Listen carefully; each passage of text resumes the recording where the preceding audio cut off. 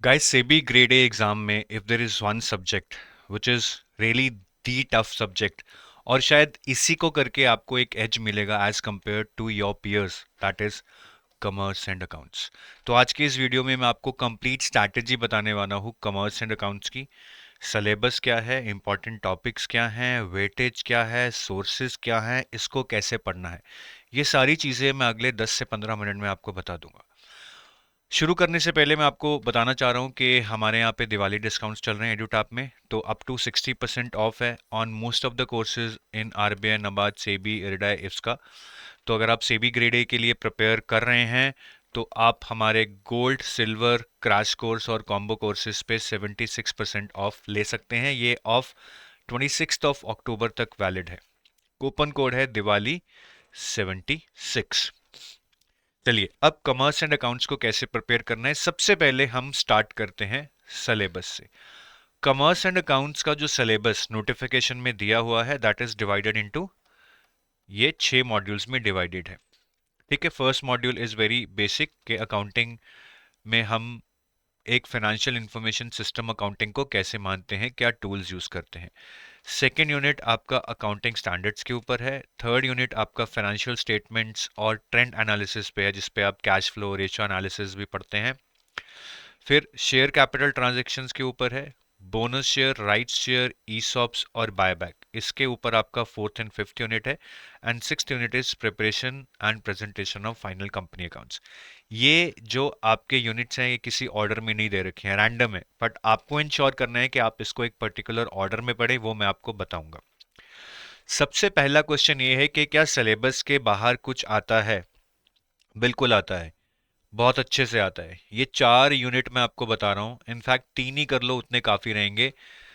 Theory base of accounting first chapter है, जिसमें हम अकाउंटिंग प्रिंसिपल्स जैसे principle of prudence, principle of money measurement, principle of materiality, ये सारे प्रिंसिपल्स हम पढ़ते हैं। बहुत सारे प्रिंसिपल हैं, गोइंग कंसर्न, ठीक है, बहुत सारे प्रिंसिपल्स हैं, इनमें से क्वेश्चंस आएगा। ये आपके सिलेबस में नहीं है बट ये अकाउंटिंग का फंडामेंटल है। अगर ये नहीं आता तो अकाउंटिंग के जो चैप्टर सिलेबस में दिए हैं वो भी नहीं पढ़ पाओगे। दूसरा, अकाउंटिंग सारा ही बेस्ड है डबल एंट्री सिस्टम पे, जिसमें हम जर्नल, लेजर, ट्रायल बैलेंस पढ़ते हैं। तो ये भी आपके सिलेबस में नहीं है, आपको पढ़ना है। और तीसरा, ट्रायल बैलेंस और उनमें क्या क्या एरर्स होते हैं, ट्रायल बैलेंस कितने तरीके के होते हैं, कैसे बनते हैं, ये भी आपके सिलेबस में नहीं है, ये आपको ज़रूर पढ़ना है। First 3 units are definitely going to be asked in the examination. मैं पक्का कह सकता हूँ, इनमें से एक, दो, तीन जितने भी क्वेश्चन आएंगे आएंगे, बट आएंगे ज़रूर।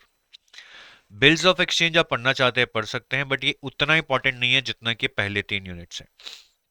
तो सिलेबस के बाद हमें ये 3 यूनिट्स पढ़ने हैं और इनमें से क्वेश्चंस आए हुए हैं। देखिए, ये गोइंग कंसर्न कॉन्सेप्ट पे क्वेश्चन आया था, which is one of the accounting principles जो मैंने अभी आपको बताया। तो ये करना बहुत बहुत जरूरी है। ऐसे और भी बहुत क्वेश्चंस आए हुए हैं, मैं सारे आपको अभी नहीं दिखा सकता हूँ। तो ये तो सिलेबस की बात हो गई कि सिलेबस उस ऑर्डर में नहीं करना है जिस ऑर्डर में वहां पे गिवन है, पहली चीज। दूसरा, सिलेबस में कुछ टॉपिक्स गिवन नहीं है जो बहुत इंपॉर्टेंट है, वो आपको करने हैं। अब कॉमर्स एंड अकाउंट्स काफी लोग सोचते हैं कि यार हम छोड़ देते हैं यार इसको, है ना, बाकी सब्जेक्ट्स अच्छे से कर लेंगे, इसको छोड़ देते हैं क्योंकि ये टेक्निकल है। पर मैं आपको एक बात बता दूं, यही एक सब्जेक्ट है जो आपको एज दिलाने वाला है। अगर आप सोचोगे कि आप बाकियों के बराबर आ जाओगे बाकी 5 सब्जेक्ट्स करके, ठीक है, आ जाओ, बट टॉप की 50-60 सीट में कैसे आओगे जब तक कॉमर्स एंड अकाउंट्स में क्वेश्चन सही नहीं करके आओगे। तो इसका वेटेज अच्छा खासा है। फेज 1 में लास्ट ईयर की बात बता रहा हूँ, 7 आउट ऑफ 50 क्वेश्चन आए थे, और फेज 2 में अराउंड 17 आउट ऑफ 100 क्वेश्चन आए थे। तो मोटा मोटा 6 सब्जेक्ट्स हैं, 16 क्वेश्चन कॉमर्स एंड अकाउंट्स के आ जाते हैं। ये वेटेज चेंज हो सकता है, बिल्कुल हो सकता है, बट मुझे नहीं लगता कि ड्रास्टिकली यहाँ पे 7 है तो ये 17 हो जाएगा, ऐसा नहीं है। 7 से 9 हो जाएगा, 10 हो जाएगा, बट मैंने देखा पेपर बैलेंस्ड आता है। 6 सब्जेक्ट्स रहते हैं, हर subject around 15 to 16% question contribute करता है। फेज 1 में आपके इन टॉपिक से क्वेश्चन आए थे: fund flow, cash flow, ratio analysis, recording transactions जिसमें हम जर्नल, लेजर पढ़ते हैं, final company accounts, accounting standard for property, plant and equipment, accounting standard for bonus and rights issue. अब फेज 1 में बहुत सारे चैप्टर से क्वेश्चंस नहीं आए हैं, बहुत सारे चैप्टर, जैसे accounting standard for investment, foreign transactions, ठीक है, आपका ईसॉप से क्वेश्चन नहीं आया है, आपका बायबैक से क्वेश्चन नहीं आया है। तो सबसे पहले तो हमें ये इन्फर नहीं करना है कि जिस जिस से क्वेश्चन आ रहे हैं वही टॉपिक इंपॉर्टेंट है। देखिए यहाँ पे 7 ही क्वेश्चन आते हैं फेज 1 में, अगर आप ट्रेंड देखेंगे तो टॉपिक्स इतने सारे हैं कि वो जस्टिफाई नहीं कर पाएंगे, सारे टॉपिक से क्वेश्चन सेट कर ही नहीं पाएंगे। इसका मतलब ये नहीं है कि अगर पिछले साल किसी टॉपिक से क्वेश्चन नहीं आया था तो वो इंपॉर्टेंट नहीं है, ये बात बिल्कुल भी नहीं सोचनी है, बिल्कुल भी नहीं, इसको दिमाग से निकाल दो। सारा कॉमर्स एंड अकाउंट्स पढ़ के जाना है। फेज 2 में आप देखिए ये टॉपिक से क्वेश्चन आए हैं, बट इसका कोई मायने नहीं रखता। मैं बार बार यही समझाने की कोशिश कर रहा हूँ कि बहुत बार हम प्रीवियस ईयर पेपर्स में जिन टॉपिक से क्वेश्चंस आए होते हैं उनको इंपॉर्टेंट मान लेते हैं कि ठीक है जी, ईसॉप से कोई क्वेश्चन नहीं आया, इसको छोड़ दो। अरे भाई, that is one of instance. ठीक है, तो क्या इस बार नहीं आएगा? पक्का है, आ सकता है, क्या पता 2 क्वेश्चंस आ जाएं। फिर आप सोच रहे होगे यार काश पढ़ ही लेते, और क्वेश्चंस इतने बेसिक्स हो सकते हैं कि सारी दुनिया करके आई होगी, आप छोड़ के आए होगे। तो हालांकि आप इस एनालिसिस को देख सकते हैं, बट मैं बार बार बता रहा हूं कि हर एक चैप्टर इंपॉर्टेंट है। अगर आप पिछले 4-5 साल के पेपर उठा के देख लोगे, आपको लगेगा कि किसी साल कहीं से क्वेश्चन आ रहे हैं, किसी साल कहीं से क्वेश्चन आ रहे हैं। तो ये इंपॉर्टेंट के चक्कर में मत जाना, प्रायोरिटी के चक्कर में मत जाना। हालांकि मैं भी आपको प्रायोरिटी बताऊंगा, but that is for somebody जो बिल्कुल ही लास्ट मिनट में तैयारी कर रहे हैं और टाइम नहीं है। ऐसे लोग रहेंगे। बट अगर आप एक सीरियस एस्पिरेंट हो, आपको सारा पढ़ना है, सारा पढ़ना है। कमर्स एंड अकाउंट्स का फेज 2 में मैं वेटेज बता चुका हूँ, 17 question. That's a big thing यार। आप 17 में से 3-4 करके आओगे तो नहीं सिलेक्शन होने वाला है। अब फिर भी उन लोगों के लिए, हालांकि मैं इसके बिल्कुल अगेंस्ट हूँ, उन लोगों के लिए कि सर अब हिम्मत हार ही चुके हैं, अकाउंट्स तो नहीं होने वाला है, प्रायोरिटी ऑर्डर बता दूं, तो मैं आपको प्रायोरिटी ऑर्डर बता देता हूँ। सबसे पहले जो आपको चैप्टर्स करने हैं वो ये 3 चैप्टर्स हैं। ये आपकी प्रायोरिटी 1 है, ये आसान है, हो जाएंगे, थोड़ा सा कॉन्सेप्चुअल है बट हो जाएंगे। फिर इसके बाद आपकी प्रायोरिटी 2 बनेगी यूनिट नंबर सी, ये वाली,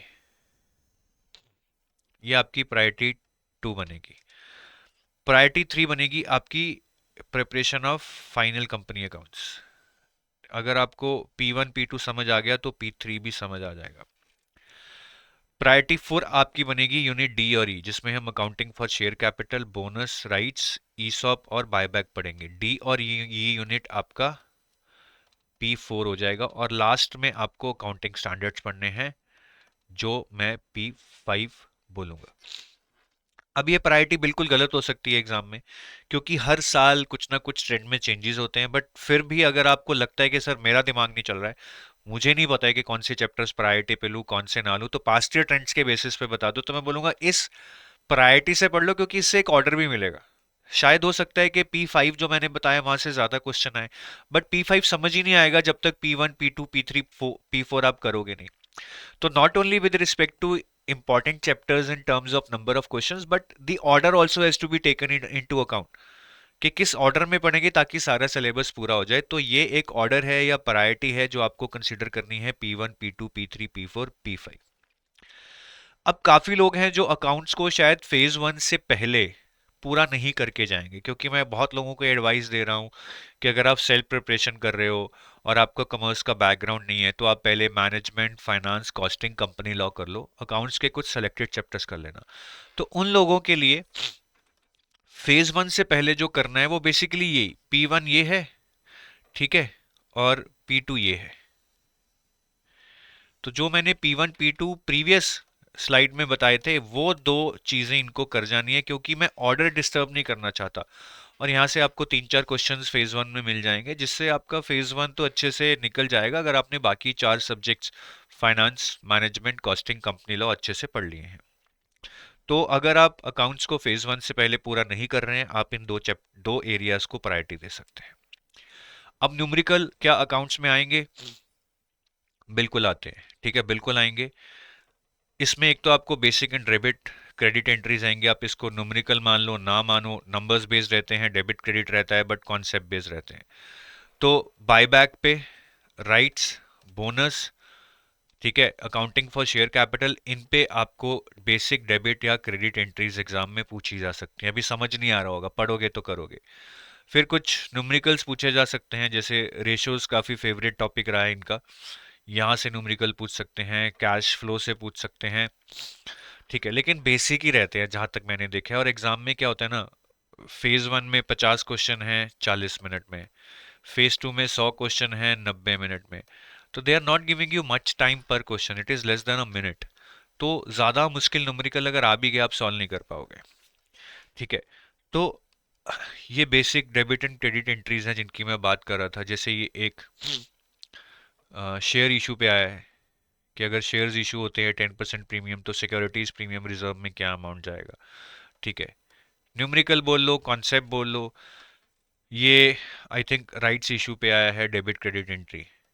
मुश्किल नहीं है, अगर आप पढ़ोगे आराम से हो जाएगा, मैं बता रहा हूँ। लेकिन कॉन्सेप्ट अच्छे से करने हैं। जो आपका P1 है ना, ये अगर ये आपने अच्छे से कर लिया, बाकी सारे चैप्टर्स आपको समझ आ जाएंगे। अगर ये अच्छे से नहीं किया, बाकी सारे चैप्टर्स आपको समझ नहीं आएंगे। क्योंकि ये डेबिट क्रेडिट जर्नल लेजर, ये बेसिक है कॉमर्स एंड अकाउंट्स का। अगर ये ही नहीं समझ आया तो कुछ समझ नहीं आएगा। और ऐसे देखिए न्यूमेरिकल्स आते हैं हर साल, जैसे ये वर्किंग कैपिटल टर्नओवर रेशियो पे सिंपल न्यूमेरिकल है। क्विक रेशो फॉर्मूला पता है तो आराम से निकल सकता है। तो ऐसे दो तीन न्यूमेरिकल्स आ सकते हैं। ठीक है, बट कॉन्सेप्ट क्लियर है तो आप सब कुछ कर लोगे। जो एटलीस्ट एक मॉडरेट लेवल तक का आएगा, टफ लेवल तक का आएगा तो शायद उसका करने का टाइम ही नहीं होगा। मैं बार बार कह रहा हूँ, ब्रेड्थ में तो जाने ही जाना है, डेप्थ में एक लिमिटेड डेप्थ तक जाना है। न्यूमेरिकल्स भी करने हैं बट बहुत मुश्किल वाले नहीं करने हैं। प्रैक्टिस के लिए कर सकते हो बट वो एग्जाम में एक्सपेक्ट मत करना। अगर आ भी गए आप कर नहीं पाओगे, उतना टाइम ही नहीं होगा। ठीक है।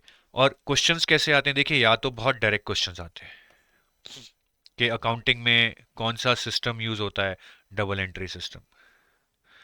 इसमें से कौन सा क्वालिटेटिव करेक्टरिस्टिक है अकाउंटिंग का, नहीं है। ठीक है, तो वो कंफर्मिटी है। रिलायबिलिटी, रेलेवेंस, कंसिस्टेंसी, अंडरस्टैंडेबिलिटी, ये सारे क्वालिटेटिव करेक्टरिस्टिक्स हैं। तो ये बहुत ही थ्योरेटिकल से क्वेश्चन हैं। अगर आप थ्योरी पढ़ोगे ये आराम से कर लोगे, डायरेक्ट है। बट काफी क्वेश्चन कॉन्सेप्चुअल भी आते हैं, जैसे बोनस शेयर्स का क्या इंपैक्ट होगा। ये अगर किसी को समझ नहीं है ना, वो कर नहीं पाएगा। लो कैश कन्वर्जन साइकिल क्या इंप्लाई करता है कि हमारा इन्वेंट्री जल्दी जल्दी कैश में कन्वर्ट हो रही है। ठीक है। तो ऐसे क्वेश्चन लेकिन कॉन्सेप्ट बेस्ड हैं, सिर्फ थ्योरी पढ़कर नहीं आएंगे, थोड़ा दिमाग अप्लाई करना पड़ेगा। So it's a mix, direct questions भी आएंगे, कॉन्सेप्चुअल भी आएंगे, न्यूमेरिकल भी आएंगे। डायरेक्ट तो सभी कराएंगे, बात आएगी कॉन्सेप्चुअल और न्यूमेरिकल की, वो वही कर पाएगा जिसने अकाउंट्स को अच्छी खासी डेप्थ से पढ़ा है, पूरे चैप्टर कंप्लीट किए हैं, एमसीक्यूज प्रैक्टिस किए हैं और मॉक टेस्ट दिए हैं। अब अकाउंट्स में मैंने आपको बता दिया कि सिलेबस क्या है, वेटेज क्या रही है, प्रायोरिटी क्या आपको करनी है। ठीक है, ये तीन चीजें आपको क्लियर है। प्रायोरिटी में बेसिकली मैंने ऑर्डर बताया, मैंने सब कुछ बोला है कि सब कुछ ही इंपॉर्टेंट है। ठीक है, और टाइप ऑफ क्वेश्चंस भी हमने देख लिए। अब अकाउंट्स में अगर कोई मिस्टेक्स आपको नहीं करनी है तो सबसे पहले तो देखिए अकाउंटिंग स्टैंडर्ड्स, जो आपका ये यूनिट है, इसमें कुछ अकाउंटिंग स्टैंडर्ड्स, जैसे कि आपका ये हो गया फॉरेन एक्सचेंज ट्रांजैक्शंस वाला ये, या अकाउंटिंग फॉर डेप्रिसिएशन जो एक्चुअली अब पीपीई हो चुका है, accounting for property plant and equipment. तो ये अकाउंटिंग स्टैंडर्ड्स बहुत डेप्थ में है, आपको करने हैं अच्छे खासे समझ कर, लेकिन बहुत ज़्यादा डेप्थ में नहीं जाना। उसमें बहुत सारे सिनारियोज हैं, अगर ऐसा हो जाए तो कैसे अकाउंटिंग होगी, ऐसा हो जाए तो कैसे अकाउंटिंग होगी। तो हमें उतना डेप्थ में नहीं जाना है, उतना वो पूछेंगे नहीं और आपके लिए बहुत ज़्यादा हो जाएगा अगर आप कॉमर्स एंड अकाउंट्स के लिए नए हैं। ईसॉप्स टॉपिक को भी आप ज़्यादा डेप्थ में मत पढ़िएगा, क्योंकि ये भी बहुत डेप्थ वाला टॉपिक है, उतना एग्जाम में आज तक कभी पूछा नहीं गया है। बेसिक बेसिक ईसॉप का आप कर लेना, इसमें भी बहुत सारे सिनेरियोज हैं, वो टाइम नहीं है तो छोड़ देना। तीसरी मिस्टेक जो लोग करते हैं, जो मैं बार बार बोल रहा हूँ कि लिमिटेड पोर्शन करने की कोशिश करते हैं, वो फेज वन में चल जाएगा, फेज वन तक का प्लान कर सकते हैं, बट फेज टू में जाने से पहले आपको पूरा सिलेबस कवर होना चाहिए। ये मिस्टेक आप मत करिएगा, मैं बार बार बता रहा हूँ। कोई फायदा नहीं है आप 3 महीने तैयारी करेंगे और एंड में पता लगेगा सर 5 नंबर ज्यादा आ जाते तो इंटरव्यू कॉल हो जाता, 5 नंबर ज्यादा आते तो सिलेक्शन हो जाता। फिर यही दिन कोसोगे कि पूरा अकाउंट्स क्यों नहीं पढ़ के गया। लास्ट में अब रिसोर्सेज क्या यूज कर सकते हैं, ऑब्वियसली या तो आप किसी कोर्सेज के थ्रू पढ़ रहे होंगे या आप सेल्फ प्रिपरेशन कर रहे होंगे। तो अगर आप सेल्फ प्रिपरेशन कर रहे हैं तो एक तो जो ये हमारा P1 था, ये आप एनसीईआरटी क्लास 11 पार्ट 1 से पढ़ सकते हैं। जो आपका preparation of final company accounts है, ये आप एनसीईआरटी क्लास 11 पार्ट 2 से पढ़ सकते हैं। ठीक है, फिर आप जो आपका यूनिट सी है और accounting for share capital transactions है, ये यूनिट सी पूरा और accounting for share capital transactions ये एनसीईआरटी क्लास 12 पार्ट 2 से पढ़ सकते हैं। ठीक है। और जो बाकी चैप्टर्स आपके रह गए, क्या क्या रह गया आपका? एक तो bonus rights stock option buyback रह गया, अकाउंटिंग स्टैंडर्ड रह गए।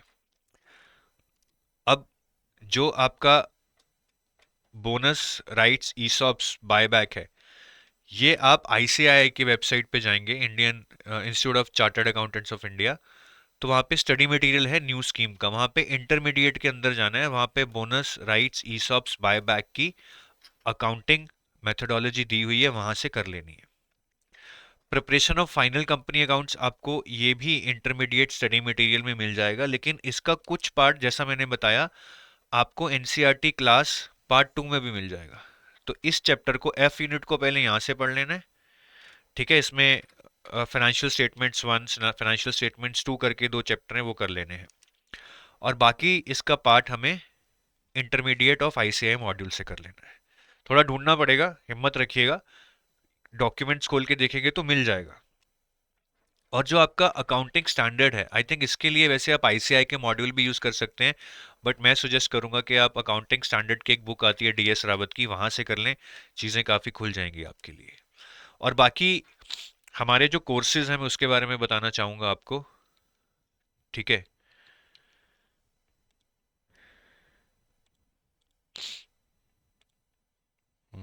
Let me open.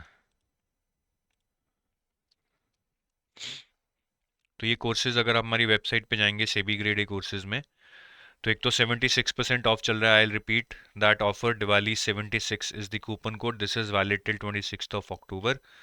इसके अंदर आप सिंगल में जाएंगे तो एक तो हमारा फेज़ 1+2 लाइव क्रैश कोर्स चल रहा है जिसपे 76% ऑफ चल रहा है 26 अक्टूबर तक। ये आपको अप्रॉक्सीमेटली 4800 का पड़ेगा। तो इस क्रैश कोर्स में लाइव क्लासेस होंगी, 24 अक्टूबर से शुरू हो चुकी हैं। 100+ लाइव क्लासेस होंगी जिसमें से 70 to 80 पेपर 2 की होंगी, बाकी पेपर 1 की होंगी। फेज़ 1 का जो है इंग्लिश की लाइव क्लासेस जो फेज़ 2 में है, वो हम बाद में करेंगे। एक गोल्ड कोर्स है जो कंप्लीट कोर्स है, इसमें आपको रिकॉर्डेड वीडियोस तो मिलेंगी मिलेंगी, बाकी इस लाइव क्रैश कोर्स की जितनी भी क्लासेस हैं वो गोल्ड में भी मिलेंगी।